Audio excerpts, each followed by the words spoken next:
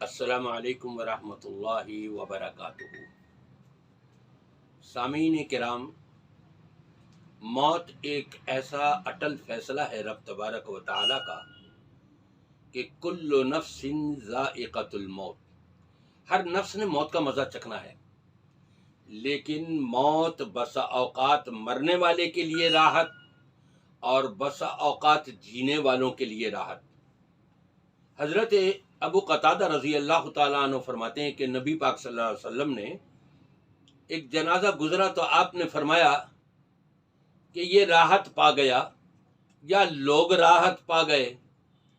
صحابہ کرام رضوان اللہ علیہم اجمعین نے عرض کری کہ اللہ کے رسول صلی اللہ علیہ وسلم کیا مطلب اس کا کہ یہ راحت پا گیا یا دوسرے لوگ راحت پا گئے؟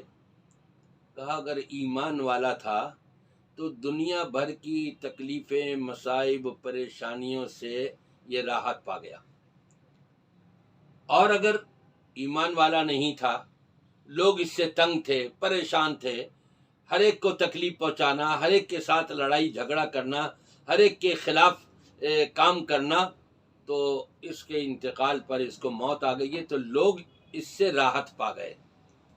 تو ہمیں کیا کوشش کرنی چاہیے کہ مرنے والا راحت پا جائے، دنیا کے تکالیف اور مصائب اور پریشانیوں سے، غم اور رنج و الم سے نکل کر یہ رب تبارک و تعالیٰ کے پاس جا رہا ہے۔ راحت ہی راحت ہے ایمان والے کے لیے، موت راحت ہے، اور بے ایمان کے لیے اس کی موت آ جانا یہ دوسرے لوگوں کے لیے تو راحت ہے، لیکن بے ایمان کے اپنے لیے راحت نہیں۔ اللہ تبارک و تعالیٰ ہم سب کا خاتمہ ایمان پر فرمائے۔